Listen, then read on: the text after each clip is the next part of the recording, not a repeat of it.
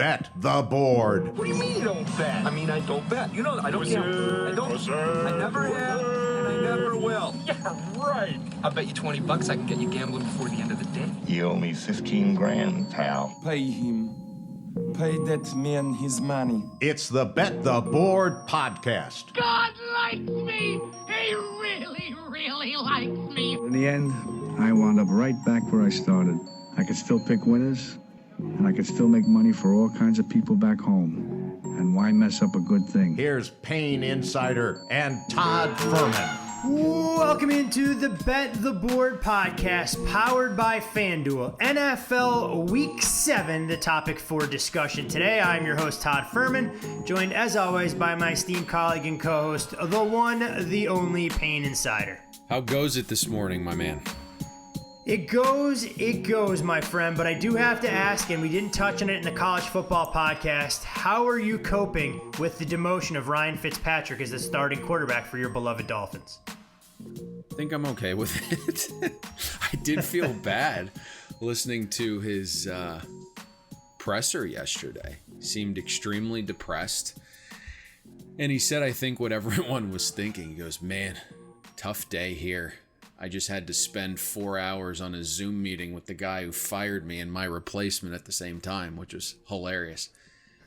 I know we talked about the scheduling for the Dolphins and how getting to 500 could certainly help the mental side of things for a young team, seeing them go to 500.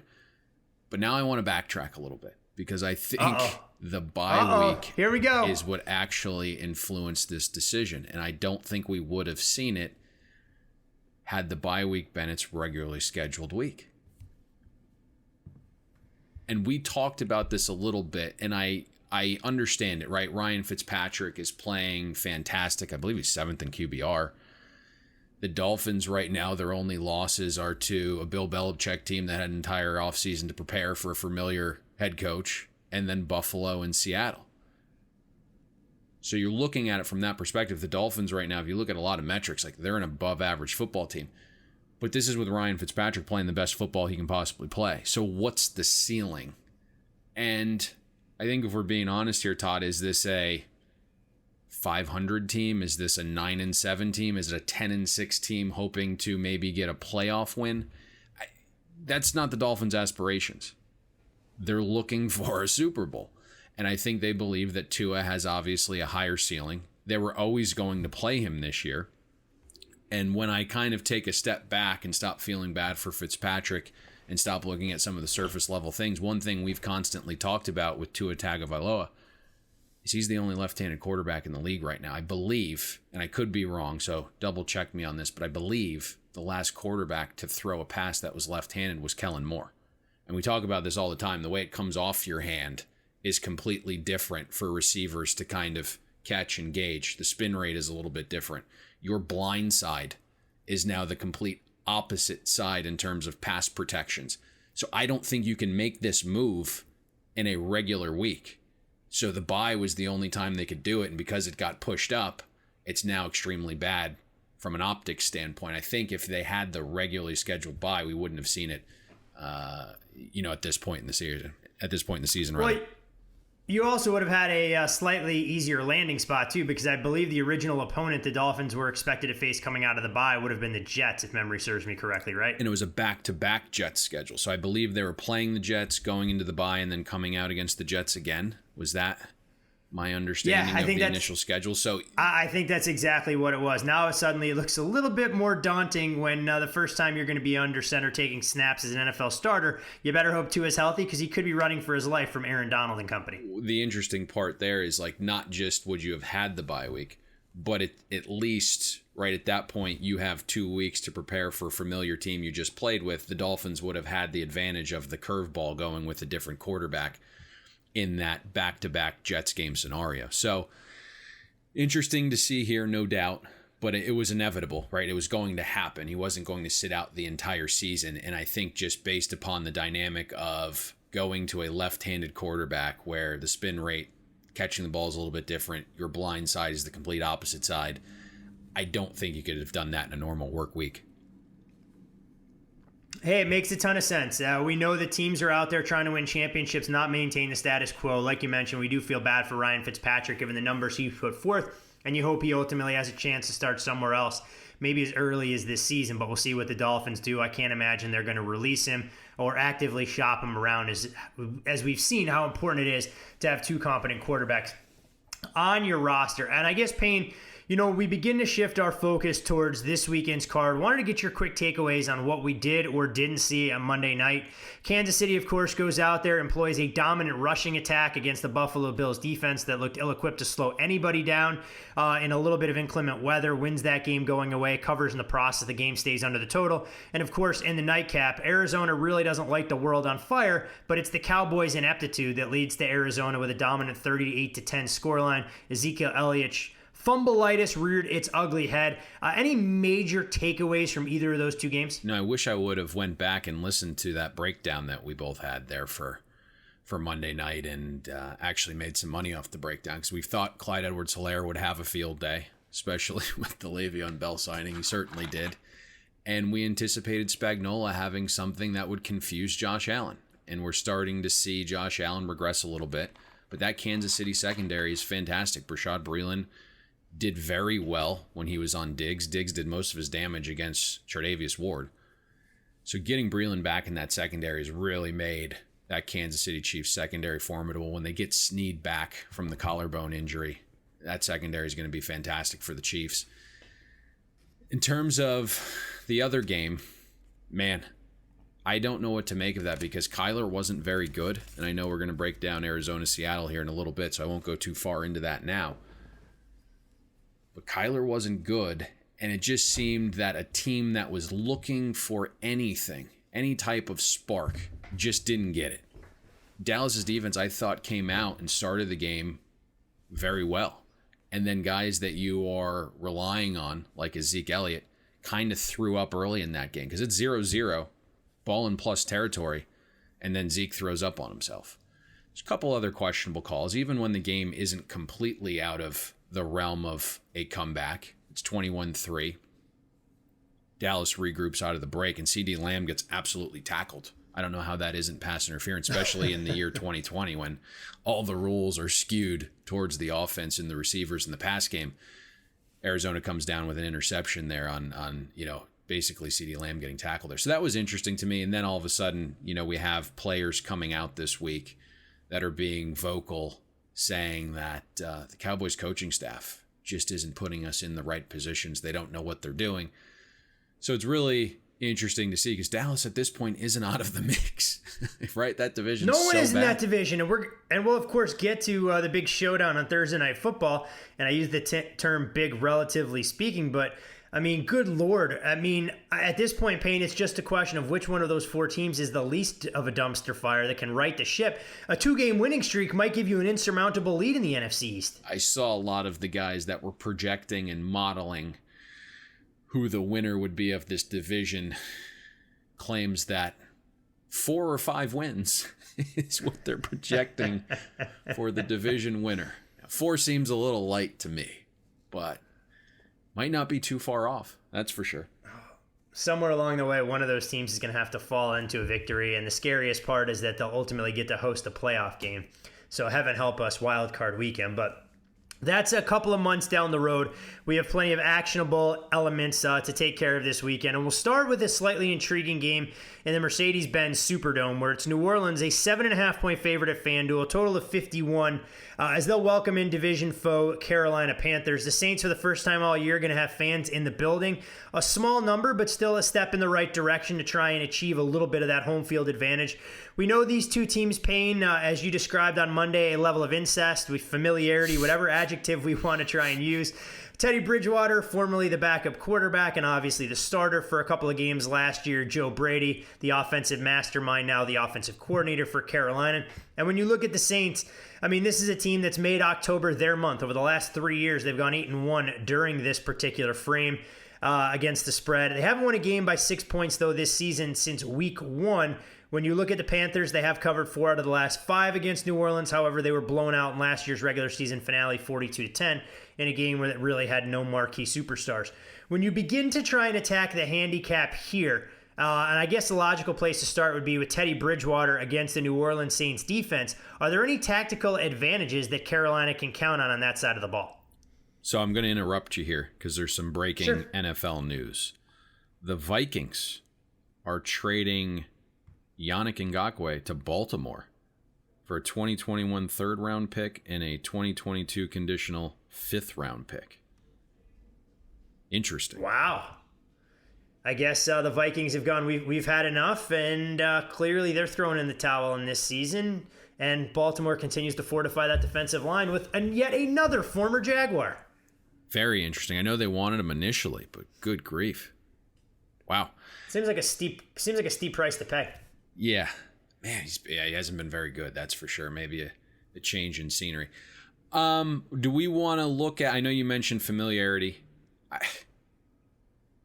I think it's interesting. So for me, before we get to some of the matchup stuff, it's the reason we're talking about this is because of all, as you kind of alluded to, the incest that's gone on here, and why it's appealing to me is we're always so price sensitive, right? But I think information probably trumps all, and I'm typically a little more hesitant to move on games like this until I can confirm something. And we don't live in these like inner circles, right? We haven't been to the meetings or the practices. So I kind of want to know, like, was Teddy Bridgewater a guy that chewed up the Saints defense in practice and scrimmages?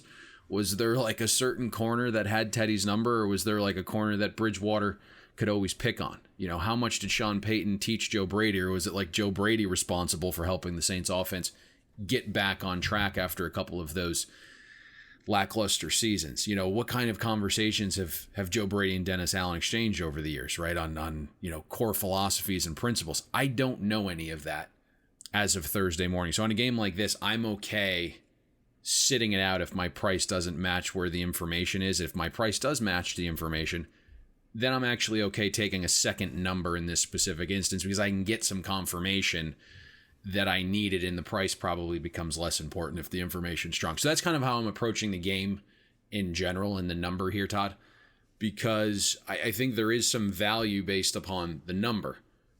Where do we want to start in terms of the matchup? Do we want to start with the Panthers offense?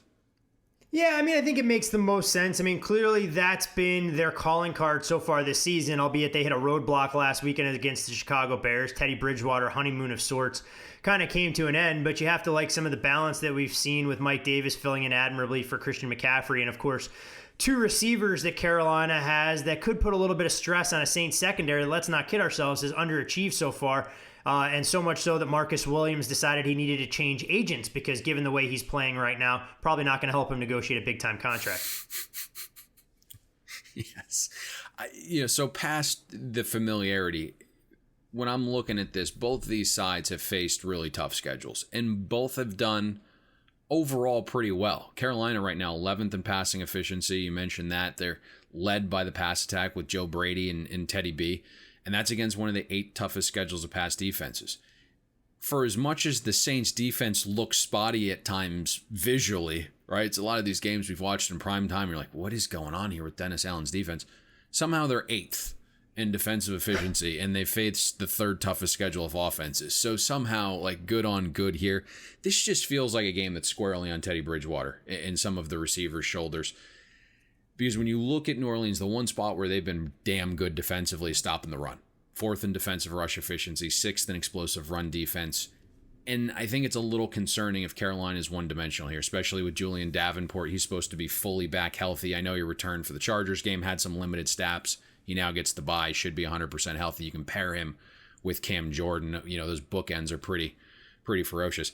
On the Monday show, we talked about this because I think we discussed maybe the Carolina game and how Teddy Bridgewater struggled against the pass rush of Chicago. He had a 1 passer rating against Chicago on the season. Bridgewater a 19 passer rating when pressured, 0 touchdowns, 4 interceptions. The way Teddy's kind of been able to combat the pressure is he does a good job getting the ball out quick. 6th fastest release time. I think he's going to have to be really decisive here this week. You mentioned, some of the success Carolina has had running the ball. I think that is going to be really difficult for them this week. couple other areas that we really, I think, talked about Carolina a lot this season, oddly. But one of the areas of concern was their poor red zone offense. And then, that matchup last week against Chicago's elite red zone defense, we said this is what ultimately kept us off the over at 44. And sure enough, Carolina has 2 trips to Chicago's 2 and 3 yard line in the first half, settle for field goals both times. You miss out on 8 points, and that's the difference in the total.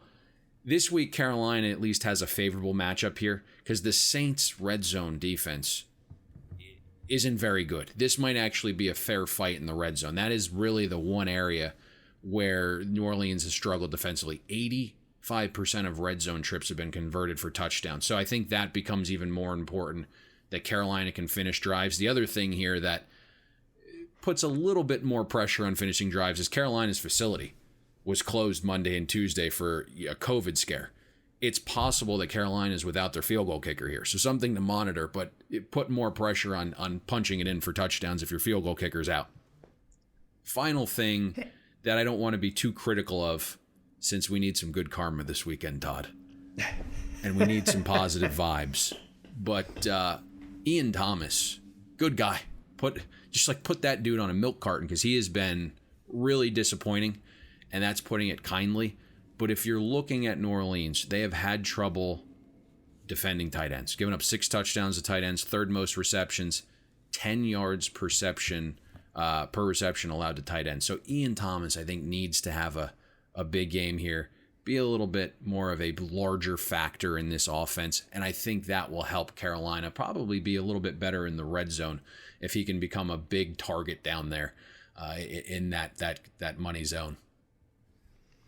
Well, I mean, for all the questions that we've seen with Carolina's defense, they've answered a few so far this season. I think their offense has been a nice revelation of sorts. On the other side of the ball, Payne, I mean, it goes without saying, the New Orleans Saints, are we ever going to see Michael Thomas out there at 100%? With this particular offense? If it's not his ankle, it's his hamstring. If it's not an injury, it's a discipline issue. And clearly the Saints offense has been okay without him. But if he's back in the mix, it's going to put a lot more strain on what Carolina can do scheming defensively to slow down this Saints offense that has 2 very talented running backs and maybe an emerging wide receiver threat as Emmanuel Sanders continues to develop chemistry and rapport with Drew Brees. The scheme is what I'm interested to see. What's the game plan for Phil Snow and Matt Rule? What do they come up with this week? Because it seems like Carolina has been pretty intent on not allowing the big play, 5th in explosive pass defense on the season. But that's not how the Saints offense beats you. It's more about down-to-down efficiency for New Orleans. 29th in explosive play offense, but they're 5th in offensive success rate. So it's more about efficiency down-to-down. I think Carolina is probably going to have a little bit more of an aggressive style defense this week. Put more guys in the box because stopping the run will be an issue if you don't. If Michael Thomas is out, and you kind of alluded to this, it's a possibility because he released on social media that he had a setback last week. Now it's the hamstring injury. So if Michael Thomas is out, you have to play probably tighter coverage. You have to throw a few more guys into the box to negate the ground game. There's a few glaring areas here where New Orleans can have some real success offensively. The first one, obviously, on the ground, and that's why Carolina needs to probably load the box, commit a guy or 2 extra in that area. Saints are 3rd in rushing success right now. Carolina 26th in defensive rush efficiency, and there's 2 linemen out, right? Kawan Short was out last week. He's going to be out for the season. Gross Matos is out as well. So I don't know how they're going to stop the run here unless they commit extra guys. It also doesn't seem to matter the personnel grouping. Carolina has just been horrific stopping the run no matter what. From 3 wide sets, Carolina's given up a 52% success rate on runs from 2 tight end sets. Carolina's allowing 7.2 yards a carry and a 72% success rate from 21 personnel. Carolina's given up 6.1 a carry and a 75% success rate. Those 3 formations are basically what New Orleans offense operates out of 86% of the time. So I just don't see Carolina being able to stop the run here. The other element that you have to try and limit is obviously Alvin Kamara doing damage out of the backfield. And through 6 weeks right now, running backs have caught 47 of 55 targets for roughly 7 yards of reception against Carolina. They don't really have a linebacker that can cover. And if you're reading some articles this week, like Tahir Whitehead doesn't seem to be that guy, obviously very difficult filling at middle linebacker for Luke Kuechly, like an all-world linebacker. But they're basically taking him off the field now in dime coverage. So they don't really have anyone that can cover. My guess is Chin will be responsible for trying to contain Kamara. So I just think that's a really tough matchup. You also look, the Panthers are giving up the third most receptions to running backs. They're, giving up a ton of yards. They're going to have to figure out a way to limit Kamara as a pass catcher here, especially if Michael Thomas doesn't go. If Thomas does go, and my gut says we'll know more today based on the practice report, but I don't know if you rush him back at this point. But if Michael Thomas does go, I don't know how you can really defend Alvin Kamara out of the backfield here if you have to pay attention to Michael Thomas. So if Thomas is out, it's huge for the game plan defensively for Carolina here. Yeah, I don't know if a lot of teams in the league, whether or not they have the personnel, can slow down Alvin Kamara given how well he's performed this year. Something you highlighted in our preseason podcast talking about all the nagging injuries that slowed him down a season ago. We're quickly being reminded how explosive and dynamic he is, not only as a runner between the tackles, but as a valuable receiving threat to make this Saints offense go. Last but not least, Payne, before we move on to the marquee matchup of probably the entire weekend, what do you make of the numbers on this particular game? We saw 7.5 more or less painted. We haven't seen much movement, and no real movement on the total either at 51. Yeah, so I kind of touched on this at the top there in terms of price. So yeah, I think the number is a touch short, but I am respecting some of the money on Carolina. Obviously, if Michael Thomas gets upgraded, we're going to see a tick to the over. We're going to see a tick to the Saints. Some guys that I respect actually make this number significantly higher. I think probably 7.5 is the right number. Again, I want a little more information before I would dive into the side or total here. But if Michael Thomas is upgraded, obviously it's going to have an impact on both the side and total here. Makes a ton of sense. And this game, we've seen a lot of movement actually in the number for the showdown in Nashville between a pair of undefeated teams, where it's now the Titans, a 1.5 point favorite at FanDuel. Total in this game sits at 50.5. I think when you looked at this particular point spread, and when this game was originally on the schedule, we saw the Titans open as short favorites. The Steelers closed, so to speak, as short favorites. That wasn't lost on odds makers. They ended up using the Steelers in that similar role, but we've since seen a role reversal of sorts. When you look at the Steelers, this will be their first game away from Heinz Field since week 1. The Steelers have historically thrived as an underdog, going 8-2 against the number of the last 10 times they've caught points. And this will be the first game, Payne, between two teams 5-0 or better since 2015, when a 6-0 Green Bay Packer team won outright as a home underdog versus 6-0 Denver. The last time the Steelers started a season this strongly, well, they just happened to win the Super Bowl in the late 70s. And some interesting total trends that we'll get to before we break this down. But I guess the biggest question I have for you in regard to these two teams, which one of these teams is real, or are they both viable contenders that just have to figure out how they're going to sort out their flaws before the games start to mean a little bit more? I think they're both viable, but certainly not as good as their records indicate. That's where I'm at with this, which makes it so tough, and it's why we're seeing differing opinions. So initially, early in the week, saw one group take Pittsburgh, and that's who moved them out to a favorite. Since then, we've seen a little bit more of a powerful group come back on Tennessee. It's doing the dance between the zero, which doesn't really yield a lot of value. And these are games where you can have some manipulation from professional bettors, where they basically take plus money on both sides. They're using teasers and taking them through the 3 and the 7 on both sides. So I think there's a lot of a difference of opinion here, because both of these teams, kind of I alluded to, I think they're both very good. I think they're both probably a touch overrated. Yeah, it sounds like a fair assessment. I mean, you look at them, and I don't think anyone is blown away by performances as far as complete units, especially when you talk about the Titans defense that has more questions than answers, and a Steelers offense that I imagine we all believe is going to get better as Big Ben starts to feel comfortable and they get all of their weapons integrated. So I guess we can start with the Steelers offense against the Titans defense, knowing that there are some questions about the injuries that I want to get to in a little more detail on the other side. The Steelers' passing attack so far this year, pretty pedestrian. I mean, averaging a little more than 220 yards per game. They do have an emerging superstar in Chase Claypool, who, as you mentioned on the College Football Podcast, it looks like the Steelers are getting more out of him through just a handful of games than we ever saw from his capabilities while he was in the college ranks playing for Notre Dame. James Conner is finding the form of 2018, averaging almost 5 yards a carry. He's now gone over 100 yards in 3 of the last 4 games.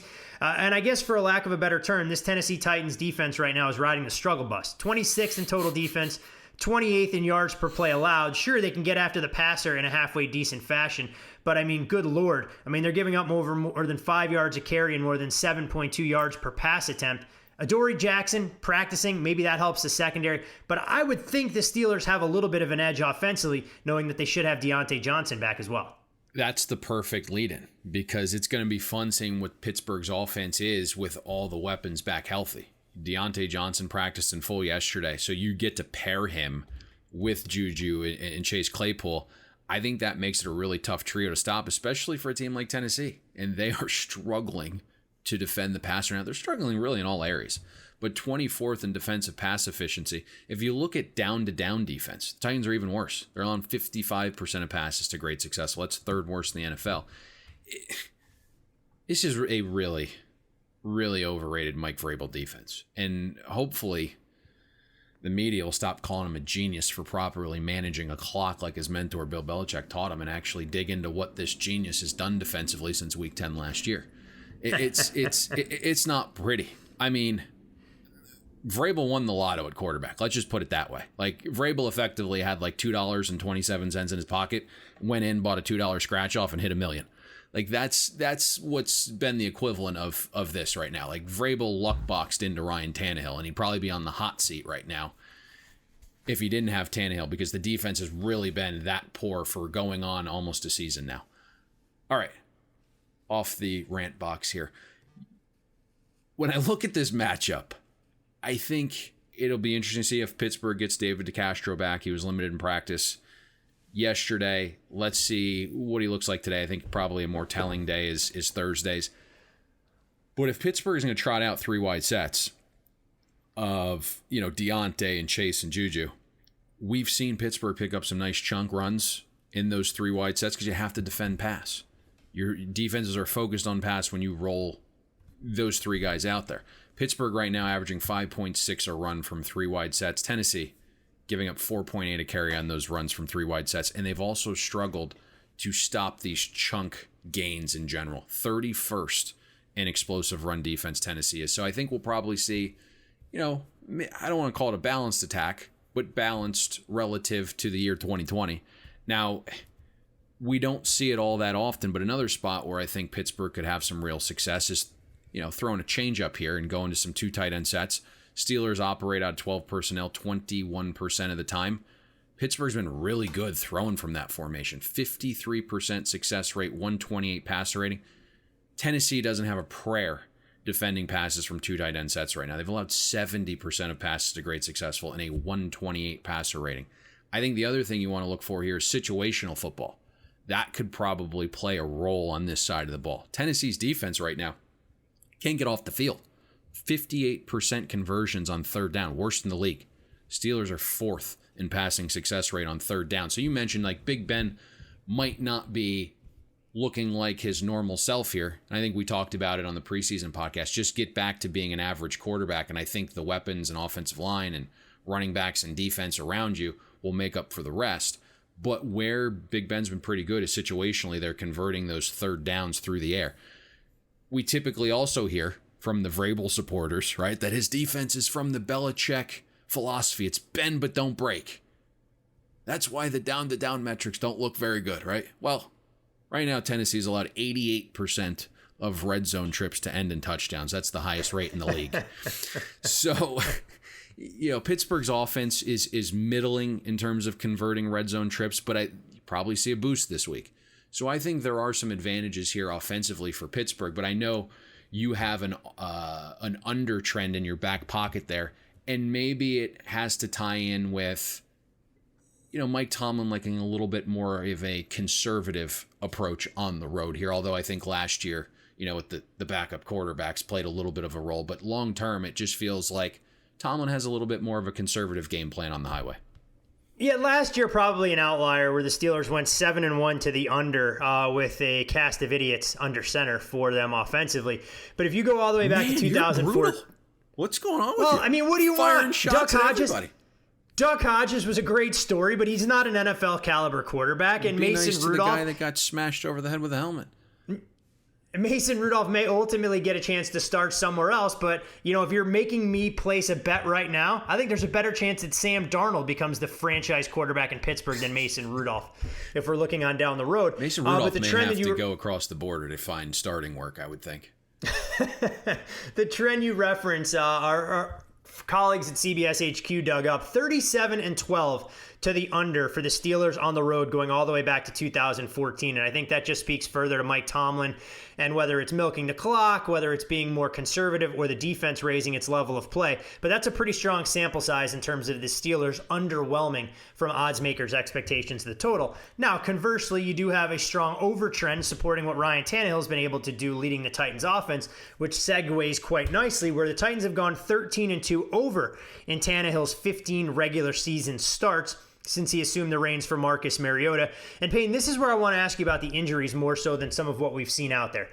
Devin Bush lost for the season with a torn ACL. Very difficult to replace that kind of all-purpose linebacker that the Steelers knew what they were getting when they took him out of Michigan. But meanwhile, on the other side, Taylor Lewan lost for the season as well with a torn ACL, which will have a huge impact, especially in this particular matchup, on that Titans offensive line. When we look at the values of those two players, maybe not even just in this game, but going forward, who do you think is more impactful to their team? It's a good question. It's probably, I want to say Taylor Lewan, obviously, because it's a premium position. But Devin Bush does a lot for that defense. My gut says Lewan Taylor. And I think there's just so many moving parts in this game. It's why we're seeing a battle on the side. I think inevitably we may see a battle on this total as well. Now, you mentioned that under trend, and I will confirm that there has been one group that has hit this total under 52.5. 52 was the originating really position once limits opened. Under. I think at 50 or 50.5, if there's no rain, we may see a difference of opinion. There is just a lot of stuff going on in this game that's so wild to me. And I think this side of the ball is pretty interesting in general. Top 3 offense versus top 3 defense. You wonder almost which one, experiences some shock to the system here, because neither has played an, overly tough competition. Pittsburgh's faced the easiest schedule of offenses. Tennessee, the second easiest schedule of defenses. So there's just so many little things going on here. In terms of some of the matchup, and I think it will explain potentially Devin Bush's impact on a game like this. If you're looking at, Arthur Smith in the Titans offense, I think it's important, right? Don't get away from who you are, but they're also going to have to break tendency at times here. Because Tennessee right now, 63% run on first down through the first 3 quarters. Most run-heavy team in the NFL on first down. The problem is Pittsburgh's number 1 in the NFL in stopping the run. But where Pittsburgh looks average, which is bad for them, is against the pass on first down. 16th in passing success rate defense on first down. Opposing offenses have been successful on first down runs against Pittsburgh 33% of the time. But 53% of throws on first down have been successful. So I think that's something to look for here. Arthur Smith, Tannehill need to throw more on first down, whether it's a straight drop back or it's with play action. Either way, right now, the way Tennessee's built and they play is Ryan Tannehill throws with play action at the 4th highest rate among quarterbacks with at least 100 dropbacks. Tannehill throws with play action at a 38% clip. So I think this is important to kind of tie it in on Devin Bush's impact here, because we know smart teams use play action, and it's mostly to deceive linebackers, right? The false step inwards is important for passes over the middle to tight ends. It creates more room for the slants and the crosses. We know Devin Bush is like this all-world linebacker, so him being out with this ACL tear, I think, has an impact on this game, probably more than maybe Taylor Lewan for this specific game. So Pittsburgh's going to have to figure out what's going on with their backup linebacker situation. We hinted at this, I think, in the preview podcast. It's great frontline talent, not a ton of depth. Right. And right now you look, opposing teams that have thrown with play action against Pittsburgh, 59% success rate, 11.4 yards per pass attempt. So the Steelers have struggled to defend play action passes with Devin Bush out. Could be even worse. The other thing is all signs point to Corey Davis being back. We saw the return of Adam Humphries. Jonnu Smith, I don't know, limited in practice yesterday with an ankle. Again, today will be more indicative of if he's got a shot to get out there, but Frisker was fine. I think it's possible that Ryan Tannehill has all the weapons here. You mentioned Taylor Lewan. Obviously, it's massive, especially in a game like this, right? It's all opponent dependent. And we know the Steelers' defensive line is really good. They get after the quarterback. They blitz at the highest rate in the league. They pressure quarterbacks at the highest rate, 39%. Pittsburgh will almost make sure you're buttoned up to play assignment football here. I think they're going to send blitzes. Again, they do it at a 46% rate, highest in the league. We saw last week, Todd, right? The minute Taylor Lewan went out, the Texans kind of overloaded that left side there where Lewan's replacement was, and then J.J. Watt kind of roams free, has the strip sack on Tannehill, which changes the fortunes of that game a little bit. What's interesting, though, is extremely small sample size, and we're early in the season where there wasn't a normal offseason, but Taylor Lewan wasn't playing very well. Make no mistake, I think this is probably a massive loss, and it hurts the depth, obviously. But I'm just looking at right now how these guys have graded out. Ty Sambrailo is the guy replacing him. He's played 122 snaps at left tackle. He's actually graded out better than Taylor Lewan in pass protection. Again, extremely small sample. You obviously don't want Taylor Lewan out there, but maybe in a one-game situation, not the end of the world. But it's going to be interesting because Mike Tomlin is going to send some exotic stuff right at that replacement left tackle to see if he can handle it on. I would guess probably pretty early in this game. Well, if the Titans' offensive line can hold up and give Tannehill any bit of time to throw from the pocket, I think that secondary is vulnerable. Aside from Minkah Fitzpatrick, I think they're extremely average in the back end, so this will be a great test to see exactly what the Steelers can mask for what they lack in the back seven, knowing that they can generate pass rush with their front four.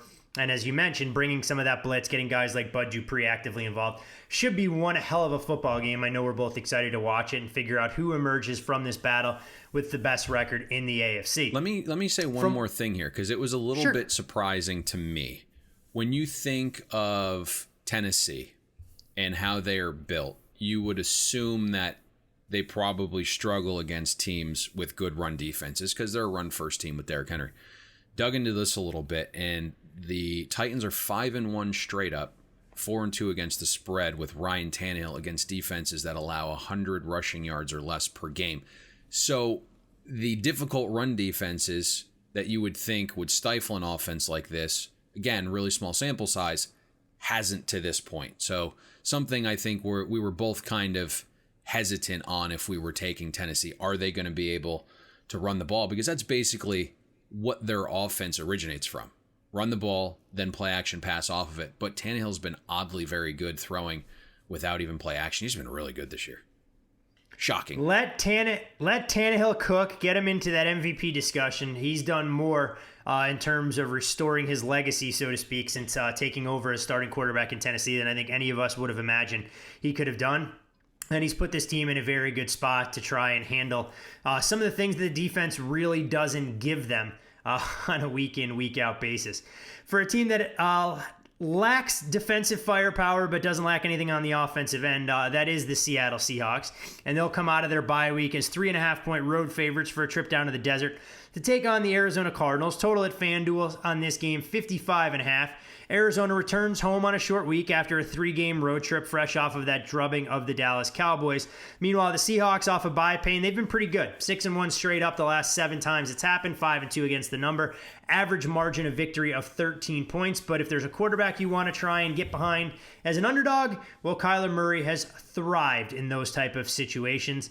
Interesting game for a variety of reasons, as we'll see two teams in the division doing battle. I know we've seen some money on the underdog early on, so I think that makes the most logical place for us to start. 3.5, we did see some threes dangled out there. The total, though, is held pretty steady in that mid-50s range. I can confirm. I have seen Arizona money at 3.5. Now, it wasn't an overly large position. It was more of a value bet from what I have seen so far, just simply picking off a number because there is belief that Seattle's a touch overrated and the defense is a mess. But this is certainly a tough spot for Arizona. 3 straight weeks on the road, all on the East Coast.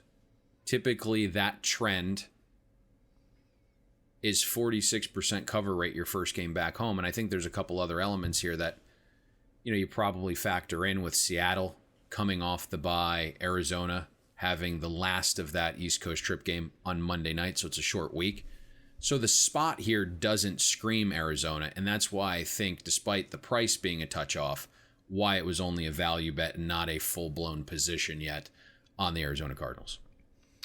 When we look at Arizona offensively, we touched on it a little bit at the top of the show. Kyler Murray, 9 of 22, 188 yards. Majority of that passing total came from 2 big plays to his wide receivers. I found this stat pretty impressive. Came from social media, Adam Harstead on Twitter. Kyler Murray was the first quarterback to win a game in which he completed fewer than 40% of his passes since Josh Rosen did it back in 2018. 4 of the last 8 quarterbacks paying to accomplish this feat did so for Arizona. Kyler Murray, Josh Rosen, Drew Stanton, and the San Diego State great Ryan Lindley. Not the company you necessarily want to keep, but Kyler Murray's done it with his legs as well. If you're Seattle, how do you go about trying to defend Arizona, knowing that DeAndre Hopkins represents the largest target share of any receiver in the league? Is it as simple and straightforward as, hey, look, we're going to double cover DeAndre Hopkins, we're going to try and spy Kyler Murray and force anybody else on that roster to beat us, whether it's Kenyon Drake, Chase Edmonds, Christian Kirk, or a player we haven't named? You mentioned Josh Rosen. Were you one of those guys at college who had a little inflatable pool in his dorm room? All the women were flocking. My dorm room was never big enough, one, to have that. And you couldn't really do much outside in Connecticut after about the month of October. It got a little bit cold, so nope. Did not have that luxury. Tried to convince the fraternity president that we needed to put a pool in our backyard, but the school didn't quite sign off on that either. Gotcha. Bummer. Very difficult, obviously, to defend Arizona. Especially when you look at this. It looks like Jamal Adams is going to be out again. Quentin Dunbar was on the sidelines for Wednesday's practice, so you're still likely, although we'll have to monitor it, missing 2 key cogs in that secondary. So it's going to be tough to dedicate someone that is up to the task to man Hopkins individually. You probably have to double him a little bit here. I'm not sure what Arizona is. I don't know what I saw from Kyler Murray. We sat there and watched Monday Night Football, and the announcers just lauded that performance. I'm looking. Kyler's completion percentage on Monday night, 17% below expectation against a below-average Dallas pass defense. The only starting quarterback to have a worse passing performance than Kyler in terms of accuracy this season was week 5 when Jimmy G was out there not fully recovered from a high ankle sprain against Miami. I think he probably fares a little bit better here, right? Seattle's pass defense, 29th in efficiency, likely out with 2 key cogs. The area where Kyler has tended to struggle here is with pressure, just a 30 passer rating when the heat is on, but Seattle doesn't really get pressure. Bottom 3rd in the league in pressure rate. I think it'll probably be important that Kyler gets some help from the ground game. That's kind of where Seattle's been very good, 9th in defensive rush efficiency. The positive sign, though, is it looks like Kenyon Drake's got some mojo back. He had the, I think, 2 touchdowns. He had the explosive one late in that game to seal the deal on Monday night. He was a key cog. If you remember in that upset win, I believe it was week 16 last year, Drake went nuts. He gave this offense a little bit different dynamic that Seattle wasn't used to seeing, and he went for 6.9 a carry, 58% success rate, and had 3 explosive runs. So it'll be important that even with the stingy ground defense of the Seahawks, that Kenyon Drake gets going to provide some support here for Kyler, because I don't think he can do it all on his own. He's really struggling right now with the accuracy, but I think this is a situation in a defense that he's probably going to have some level of success here against. Is Seattle's defense as bad as some of the numbers indicate? I mean, I know they're allowing a league worst 470 yards per game. They're allowing, but if you look into some of the numbers, they're allowing opposing quarterbacks a sub 90 passer rating. They face the second most pass attempts of any defense in the league. And as you mentioned, they've actually been good against the run. So it's so hard for me to contextualize exactly what we've seen from Seattle defensively, because obviously when the offense clicks, you don't need the defense to be lights out. They can give up 21 to 24 points and still find plenty of breathing room to get victories. Yeah, it's not a good defense. Not at all. And the areas where they're weak is where you want to be strongest. We know that passing has more value than running. So it's great to be like, hey, top 10 run defense. Sure, it's fantastic, but you're 29th against the pass. You also don't get a pass rush. Now, I know some of the pass rush win rate metrics are a little bit flattering for Seattle, but they don't actually have guys that can get home. So just because you can beat your man within 2.5 seconds, can you actually get to the quarterback after that? And that's where they're struggling a little bit. And I think they actually got off to a hot start when you look at the personnel they have. My understanding is I would expect them to be buyers here at the deadline searching for some pass rush help. But is there legitimate pass rush help out there that they can go out there and get is the question. We just saw. Right, one of those guys just got nabbed by Baltimore, because I think Baltimore is... They're interesting, the Ravens. I know we're going off track here, but they feel like a team right now with only a fastball. And so they're trying to look for some solutions here defensively, and I think that's why they go and make this run at Ngakoue. And defensively, they just need to be, I think, a little bit more dynamic in terms of what they call. They basically say, hey, we're coming after you. If you can beat the pressure, you'll probably have some nice success. If you can't, then we're going to kill you. But that's just where Baltimore's defense is at. They need to be a little bit more diverse in what they're doing defensively. So they went out and reached for help. There's not a ton of guys out there right now that you can trade for, but you never know who's going to become available, because right now we're seeing potential salary cap issues, and I think there are teams that want to get some guys off their books, and you might see some cheap help come their way just to get some of that money off the books. So it'll be interesting to see, but I think they're definitely going to be buyers at the deadline here.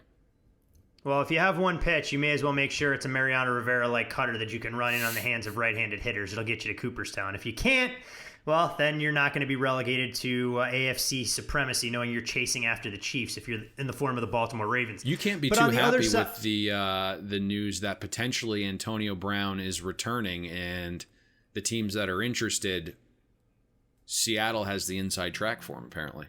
Well, it's not going to help DK Metcalf's fantasy value if that's what you're getting at, since you want to keep firing shots in my direction when you tell me I'm the asshole. At least I can, I give them to you. You can fight back. I mean, Josh Rosen, what is he doing right now? He probably got plenty of time. There's a good chance Josh Rosen could fight back if he wanted to. Where's he? I don't even know where he's holding a clipboard these days. I'm not quite sure. Let me look. You lead us into the direction. You steer the ship, and I'll look at Josh Allen. All right, go poke around, and I'll set the table for the other side of the ball, where it's the Seattle Seahawks offense that's been raved about all season long. It's the number one offense in the league and the number one offense in red zone efficiency. They've scored touchdowns on nearly 90% of their drives. You look at Russell Wilson, he's the MVP frontrunner for good reason. He's got a passer rating just shy of 130 so far this season. 19 touchdowns, 3 interceptions, averaging greater than 300 yards per game.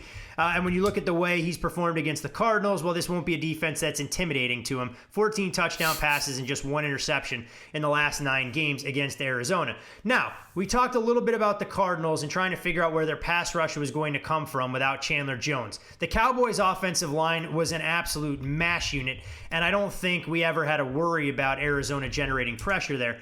This is a Cardinals defense that's actually been good, but their best past defensive efforts have come against the Cowboys, the Washington football team, and the New York Jets. Not exactly murderer's row. Do they have enough on that side of the ball to stack up with a Seattle offense that going into the bye week was absolutely lights out? Josh Rosen is currently on the practice squad of the Tampa Bay Bucks.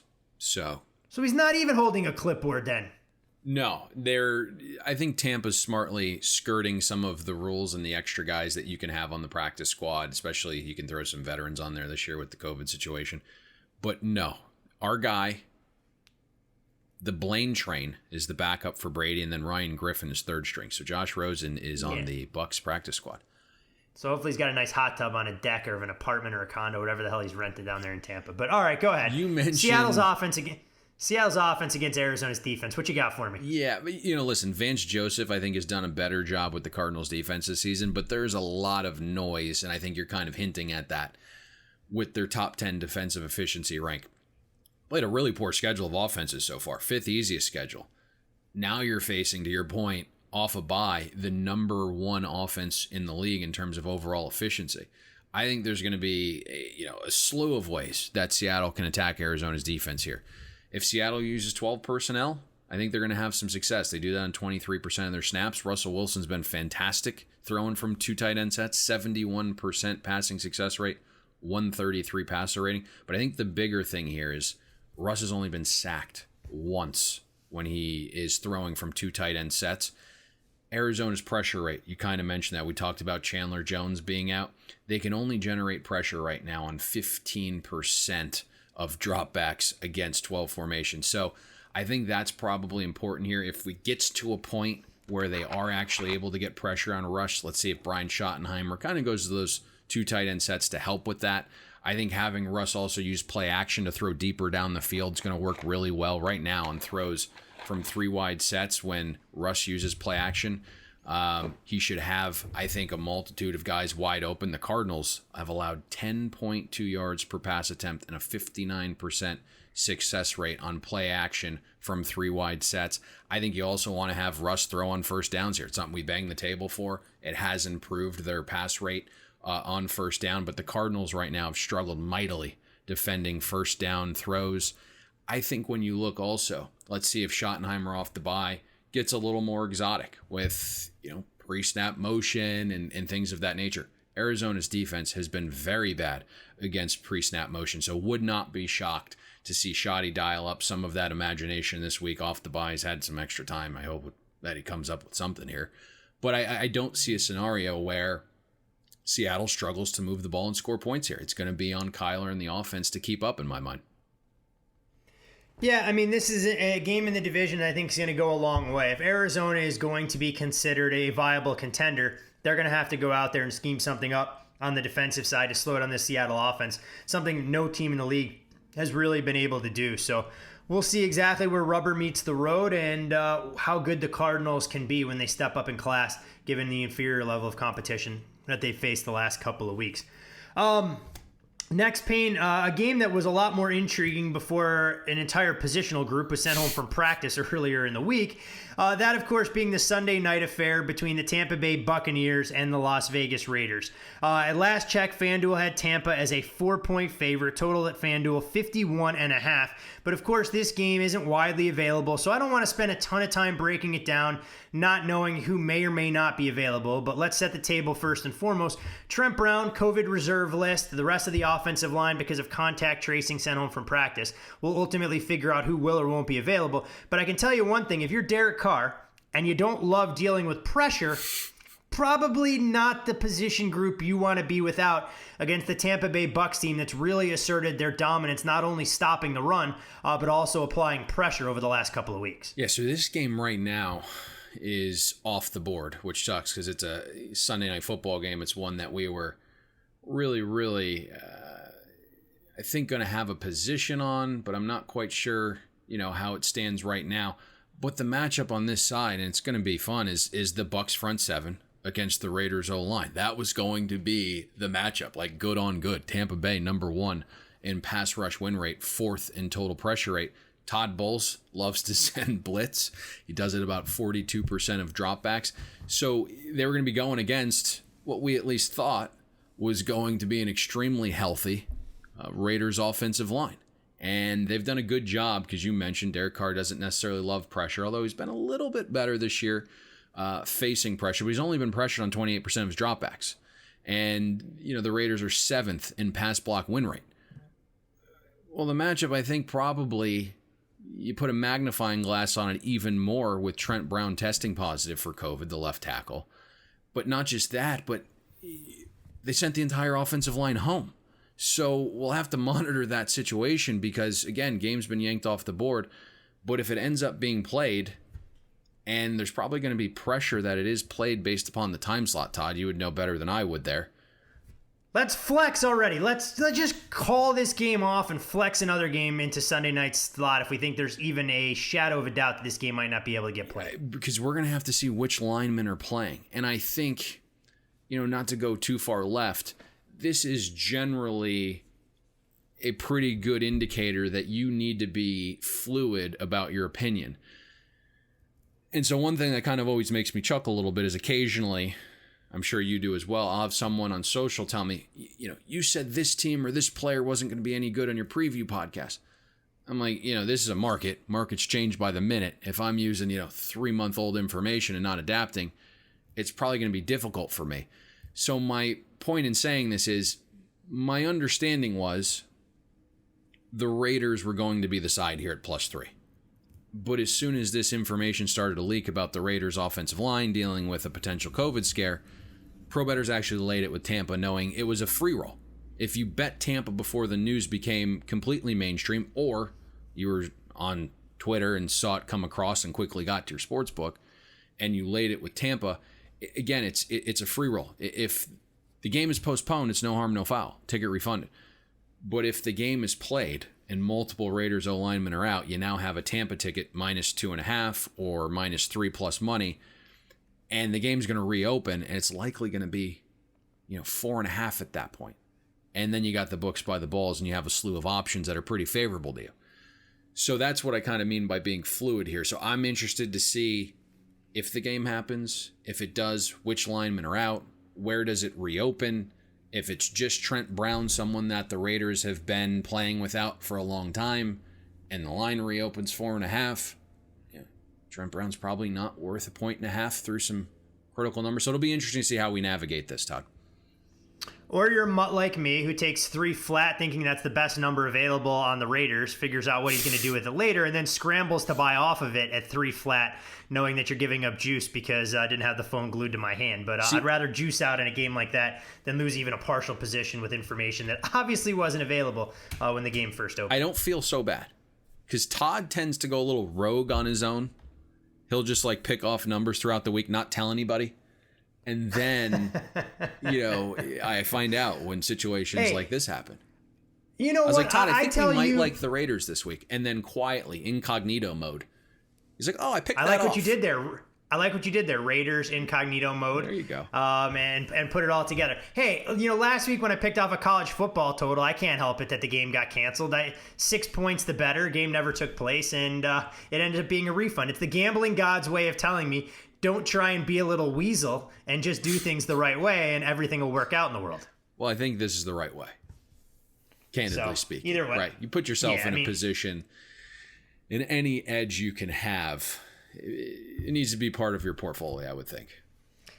All good. It was crumbs. Lose crumbs, win crumbs. Hey, eventually you can put together a full cookie at some point. But either way, a game that we wanted to break down in a lot more detail than we're able to do given the uncertainty here. So before we get to the Thursday Night Football affair, it's time to welcome in our weekly guest. He joins us every Thursday here on the Bet the Board podcast. You, of course, can follow John Sheeran on Twitter at JSheeran, SHEERAN 1981 for great game day information. John, happy to have you back in the fold, and I'll be honest, I think our listeners so far this season have come to love you more so than Payne and myself with some of the nuggets that you've shared every week. It's a pretty low bar, Todd, to be fair. So I think if I'd have given out one winner, I might be ahead of you guys this year. So glad that we're... Look at these shots fired, Payne. Look at what we have to deal with early in the morning. It's been brutal. John, if you can kind of help us navigate the waters where, we give out the Texans +3.5 and they're up with the ball under 2 minutes to go at the Titans 1 yard line. We need to start winning those. We got to figure out how to do that for us. Yeah, look, those things are just volatility, right? It'll eventually fall your way, and I'm pretty sure the listeners wouldn't be listening if they weren't getting good advice overall. So I think you're okay. No doubt about it. It definitely becomes frustrating. And trust me, John, when I tell you, our listeners let us hear it, good, bad, or indifferent, every single week that we've been doing this for the 5+ years we've been on there. When we look back at some of the things that we saw unfold during NFL Week 6, Suffice to say that getting Tampa in dominant fashion against the Packers on Sunday afternoon was one of the better decisions for the house. Absolutely, one of the top three results that we had overall. I think Denver winning in New England was the best one, but we got three really excellent results. Obviously, the swing to the unders as well that we saw last week, with all that narrative still driving a lot of over volume, was definitely very helpful, and by far and away our best weekend of the year so far. I know bettors don't like to hear that, but I think we were due one this year. Have you guys seen a lot more under money coming in this week as well? I mean, I know a little bit of weather expected in the forecast, especially for our FanDuel customers in Colorado. It looks like game time temperatures there between the Chiefs will be in the teens. But when you look at the betting board, the marquee matchup of the weekend, you've seen under money come in there. Have we felt like the equilibrium point, so to speak, for totals is starting to arrive after that rash of scoring early on in the campaign? Yeah, I mean, look, we were always wary of it. I have to say the narrative kind of drove me a little bit bonkers around listening to everybody talking about, penalties, and penalties were a contributing factor. I don't think they were the biggest factor by any stretch of the imagination. And we always talked about, the comparisons between the lockout year in 2011 and where they had 3 weeks of preseason, and how the scoring rate was so high for the first 3 weeks, and then it kind of normalized. And we were wary of getting to week 6 or so and starting to understand if that was something that we would see.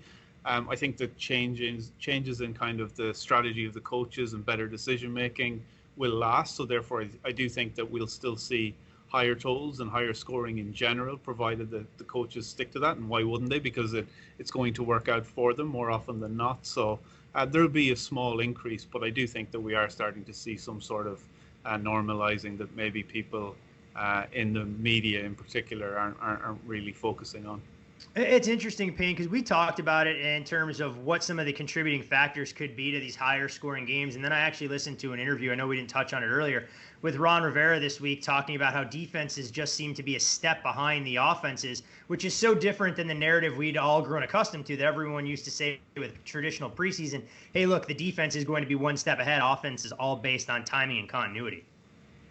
Yeah, I think John hit it perfectly when he said this isn't all due to the offensive holding. I saw a bunch of people, and I know we talked about it a few Monday nights ago, that, really the increase in offensive holding was up per game 0.8 offensive holdings. That isn't going to move a game 5.5 points. And the biggest contributors for us were 5 teams were doing the majority of the extended scoring this season. That was it. And a lot of those had to do with teams like Seattle throwing more, Buffalo throwing more, and then you had some contributions from new quarterbacks coming in that had, a veteran presence. The Dolphins were one of them, going from Fitzpatrick the first couple of weeks versus Josh Rosen the year prior. So that's where the scoring increase came from. But a lot of this, to Ron Rivera's point, had to do with no crowd noise and offenses being able to audible freely, not having to go to silent counts. And I think that was probably the bigger contributor, as John pointed out, than offensive holding calls not being enforced by the refs. Payne, you mentioned the Dolphins, and before I let you fire away questions about this weekend's action with John, I did want to get your take, John, because we know that'll be a hot button story. We can always revisit it next Thursday. But in terms of the Dolphins making a change from a veteran quarterback in Ryan Fitzpatrick to Tua, does it do anything to the number? Does it change the overall outlook, or is this just more from a media creation than what it'll do in terms of the risk floor? Yeah, a very good question. I mean, obviously they get a bye this week, which I think is why they made the decision, even if it does seem overall a pretty crazy decision. I don't really understand it myself. I don't know if it's something they've promised Tua that they would put him in midway through the season, and they think now with the bye is the right time to do it, which I guess it is if that's what the strategy is. I think Fitzpatrick looked pretty surprised by it, so I'm not sure they've been entirely honest with him. I'm pretty interested in understanding if he's going to stay there or not. We have asked the regulator here in New Jersey to permit us to do a market, and provided they do allow us, we will probably put up a market on whether he'll play another starting snap for a different team this season, which I think would be interesting. I think for the Dolphins, the reason it surprised me so much is just that they're still in the hunt for that division, I think, and they've been playing pretty good football for the last couple of weeks. Fitzpatrick's been really owning that team, as he said in his statement yesterday. So I think the timing is completely kind of strange. From our ratings perspective, obviously we go back to a bit of an unknown in terms of Tua. We only have a couple of snaps in the NFL from him. So, I think we've got to, probably drop our rating a little bit on the Dolphins just for that reason, because we don't know how it's going to work. We don't know how the overall team is going to react to the decision. But it'll be a super interesting one for us to kind of get on pretty quickly once we start to see how Tua evolves in that offense. John, as we fast forward here to week 7 and we get into some of these games, what are you seeing so far in terms of liability? Public coming in, dominating any sides or totals? A lot of the games are kind of, with a little bit more balance than I would have expected. Payne, I think the only outlier to that is the Green Bay minus 3.5 right now. About 90% of the money's for the Packers, 57.5 total in that game as well, I think. So expect them to go up and down the field against each other. It's a big enough number, though. I on paper you have to like it, and I can understand why it's appealing to the public so much.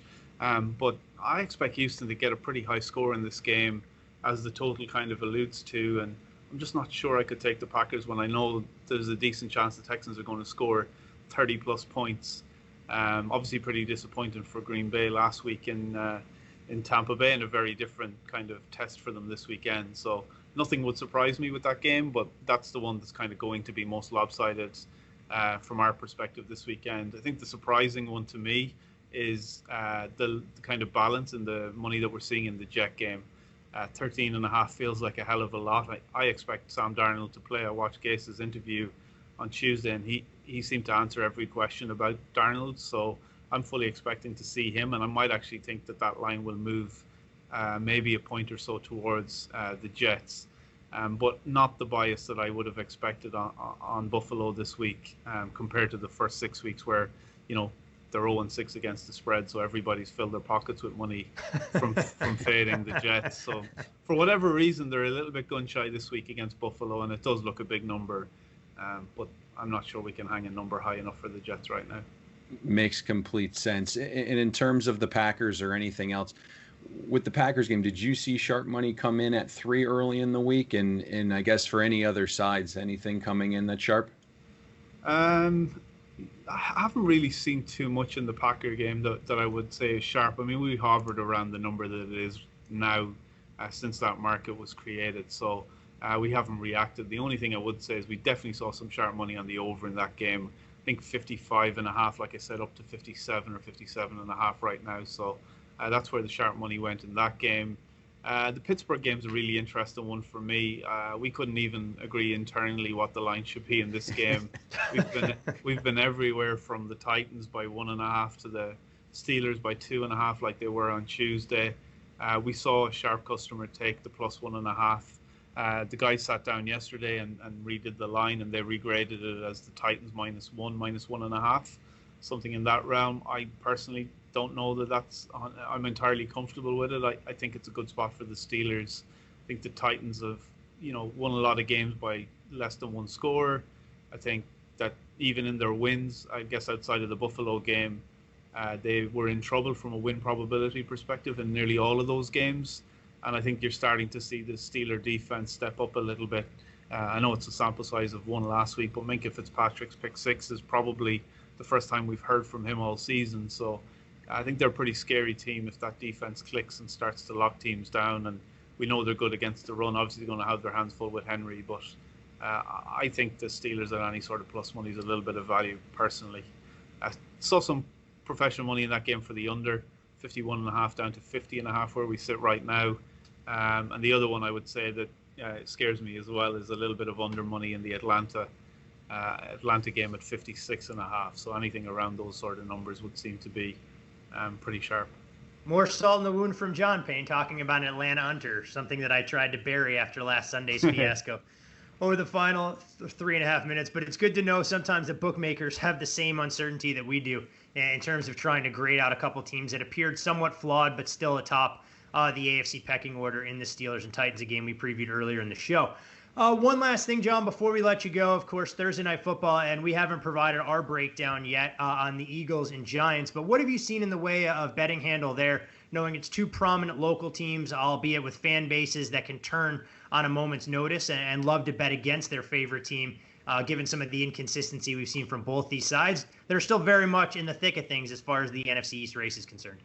Yeah, I mean, it's such a banged-up Philly offense that, 4.5, I suppose, on the face of it looks pretty big in terms of,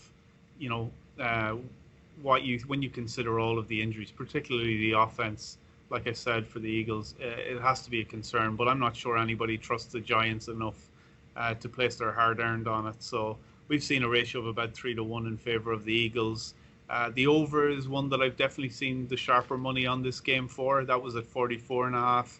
We're still at 45. If people are looking for an interest in that game tonight, that's probably the way I would point you.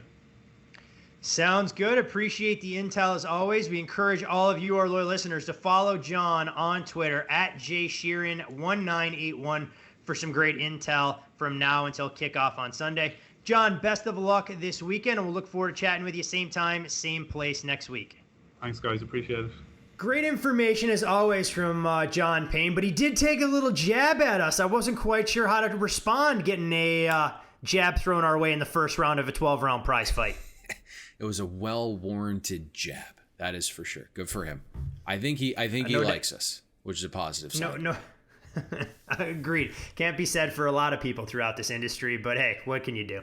No, great information as always. It's been a great addition to have John as a part of the team for this season. Hopefully you, the loyal listeners, have appreciated some of the context he's provided, especially as it pertains to player valuations. And we'll have to pick his brain a little bit more when we see that Dolphins-Rams game ultimately settle in, as him and his team have had more time to figure out exactly how they're going to try and adjust and tweak their numbers for Tua starting over Ryan Fitzpatrick. But we do have one final game, and John kind of hit on it a little bit, said it's a lopsided affair in the city of brotherly love this evening, where the Philadelphia Eagles welcome in the New York Football Giants. Philadelphia, a 4.5-point favorite at FanDuel. Total in this game, 45. And when you look at the New York Giants, they haven't exactly been able to beat the Eagles, but they have covered the spread in each of the last 3 road games versus Philadelphia. The Giants have been true road warriors by NFL standards, going 13-3 against the spread their last 16 games as a road underdog. Ironically enough, the last road game they failed to cover, well, it was actually played at MetLife Stadium. They were just designated the road team against the Jets. Meanwhile, the Eagles, they haven't exactly been lining people's wallets as a home favorite, going 5-11 in that role the last 16 games. But Philadelphia, Payne, injuries, specifically on the offensive side. Where are their playmakers, and can they go about attacking a slightly underrated New York Giants defense? Well, the first thing is I think you have to praise Philly for some effort and fight late in, the last week's game against Baltimore. I think they brought it and they had a chance. Yep. They spurned, a lot of sharp bettors there, not just the ones that laid 7 minus 20 there, but they were also pretty big teaser leg, which at most numbers was chewed up. So I know we talked about Philadelphia. They weren't throwing last week's game away, but they knew, on a short week division game, this one meant more. They wanted to get some guys back healthy. So they let Lane Johnson and Deshaun Jackson, who both could have played last week, they want them to fully heal. They're both back this week, so I think that's big. The problem is Philly got hit by the injury bug again. Zach Ertz out, Miles Sanders out for what appears to be multiple weeks, 2 huge losses. So my guess is that we're going to see Philadelphia live in 3 wide sets, live in 11 personnel, and they're going to throw the ball a bunch, and maybe even with a touch of tempo. In the last 2 weeks, with this barrage of injuries to the tight end position with Goddard and now Ertz, Philly's actually transformed their offense. They're running 73% of their snaps from 3 wide sets. So Deshaun Jackson back, Fulgham emerging. It makes a lot of sense from the perspective of that's what's best for Philly. But also, if you look at the Giants' defense, they're significantly worse defending 3 wide sets compared to a lot of other formations. The Giants have faced also the second easiest schedule of passing offenses, yet they give up a 104 passer rating on throws from 3 wide sets. Overall, the Giants are 23rd in defensive pass efficiency. So I think that's probably the right approach from Doug Peterson and Carson Wentz tonight. Get in your 3 wide sets, pass the ball around here, short passing attack, take a few shots, use some tempo. I think the other element here, in addition to Philly being analytically sound, is knowing that the Giants have struggled to defend certain kinds of passes. I think they're going to feel more comfortable, obviously, passing with Lane Johnson back, knowing that the Giants are dead last in the NFL in pass rush win rate. So the idea that we know the offensive line's a little bit banged up, if you're going against a defense that just brings a slew of pressure, it could be a little bit of a hindrance. That isn't really the case with the Giants right now. So it's possible Carson Wentz isn't as exposed as much as most would think in the pocket, but certainly something to watch for there if, the Giants are going to dial up some pressure there. But I think that's what we're going to see in this game. I don't know how overly efficient Philadelphia is going to be offensively, but that's what they're going to try to do.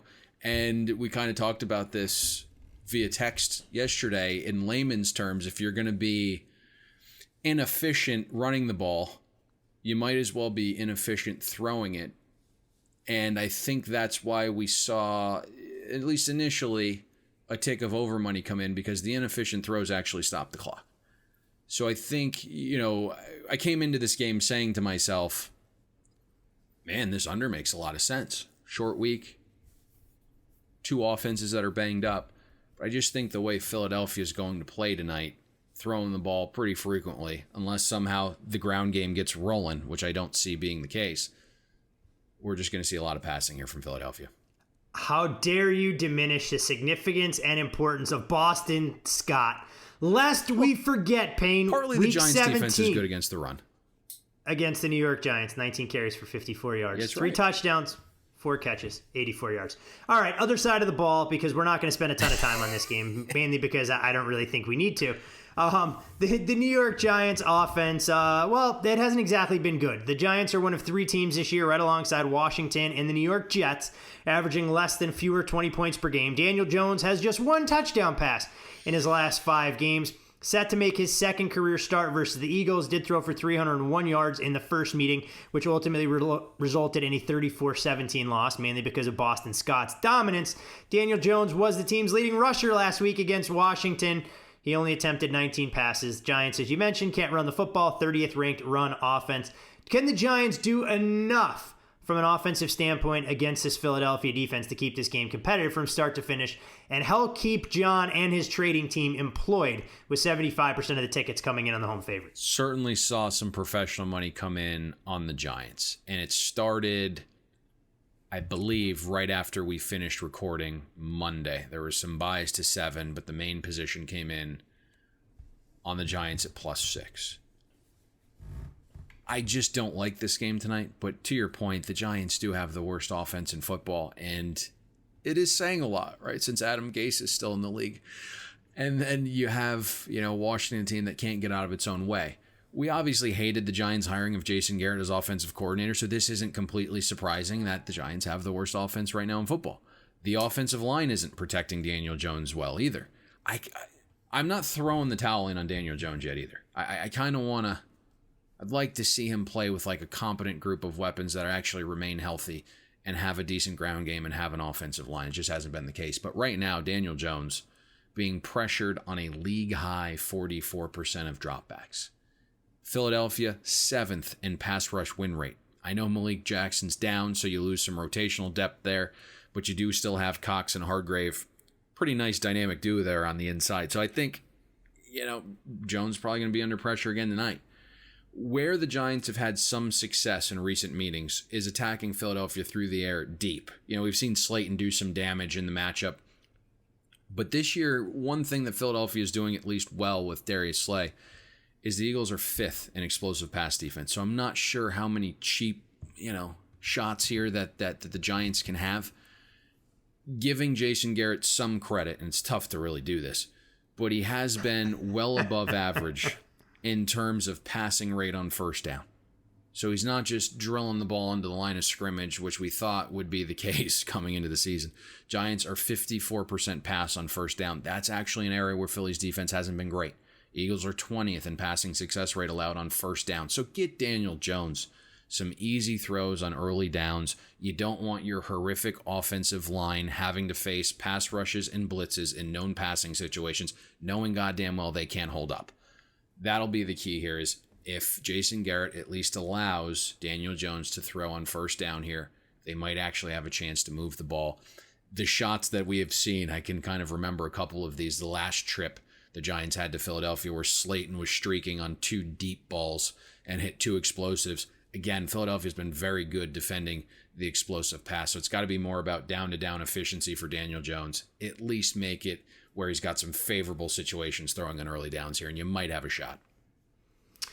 Should be an interesting game because the simple reality of it is we can't rule either of these teams out as far as being viable, legitimate threats within the division, as nobody is going to run away and hide. Obviously, coming into the year, Philadelphia had much higher prospects for the campaign than the New York Football Giants, but suddenly with a win tonight, the Giants could move to 2-5 and put themselves in very good standing in the division.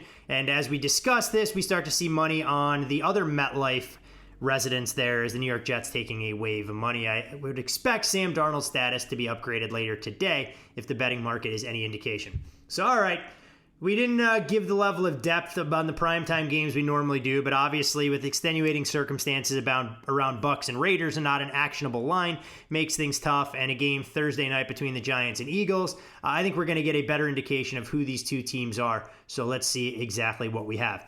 That all being said, Payne, people can follow us on Twitter. They can follow you at Payne Insider. They can follow me at Todd Furman. And, of course, the podcast at Bet the Board Pod. Actionable elements, though, is what we are all about here on the Bet the Board podcast. Where are we going for a best bet NFL Week 7? Todd, let's go with the Detroit Lions, rotation number 457. Detroit Lions plus 2.5. I like the way they're trending right now, as crazy as that's going to sound to some, I believe. They've made some adjustments on defense, going with a little bit more zone. It's allowing them to send blitzes and pressure the quarterback a little bit more. We've seen that from the defensive side of the ball, making some moves up the efficiency ranks. Thank God for Matt Patricia. On the offensive side of the ball, looks like they're getting a little bit more balanced. DeAndre Swift finally taking form. Big game last week. But the bigger thing here is the number. Made the game Atlanta -1, so we're getting some value here at 2.5. I'm not certainly going to advise a buy to 3 with a total of 55, but it'll be interesting to see where this line heads. We know one group has an affinity for Atlanta. There's some possibilities of, Julio Jones getting announced in on the screen has some impact on the number. But I think 2.5 is fine. The other thing when you look at Detroit here, if you've read some clippings this week, they believe they are a viable playoff contender. And I think that's the mindset. With Atlanta, you got the nice 1-game bounce after the coach is firing, but there's already talks now about Arthur Blank attempting to move Julio Jones and Matt Ryan. The other thing that you're looking at here with Detroit is look at who they've lost to. It's the Bears. It's the Packers. It's the Saints. In terms of Green Bay and New Orleans, 2 teams that we have highly power rated. Chicago a little bit overrated, but still a 5-win ball club at this point. So they've had some good losses. And I just think there's enough value here on Detroit. Would not shock me to see this game close pick 'em, Todd.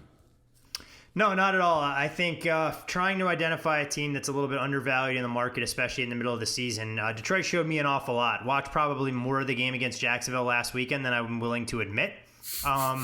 But was thrilled to see them commit to the ground game. It wasn't just DeAndre Swift, it was Adrian Peterson, and you have to imagine this is a homecoming of sorts for a Georgia product in Swift, playing in a spot where he wasn't quite able to get over the Alabama hurdle. Maybe they're able to do it against the Falcons this weekend.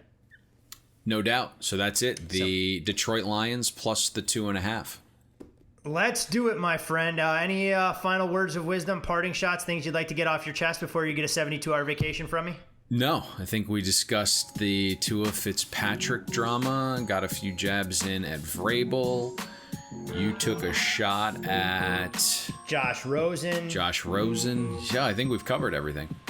We laughed, we cried, and I'm going to butcher the Jimmy Valvano quote, but it's been a full day, and it's still early out here on the West Coast. Special thanks to John Sheeran, who joins us every Thursday to break things down from behind the counter and let us know exactly what the FanDuel Sportsbook is dealing with. You can follow Payne on Twitter, at Payne Insider. I'm Todd Furman. Follow me there. More importantly, follow the podcast, at Bet the Board Pod. And come Sunday afternoon with the Detroit Lions ticket in your hand, we'll see you at the window. Thanks for listening to Bet the Board. You can catch Todd and Payne every Monday, Wednesday, and Thursday during football season, breaking down the biggest NFL and college football games. And to make sure you don't miss any free best bets, subscribe to Bet the Board on iTunes, Google Play, Spotify, or wherever you listen to podcasts.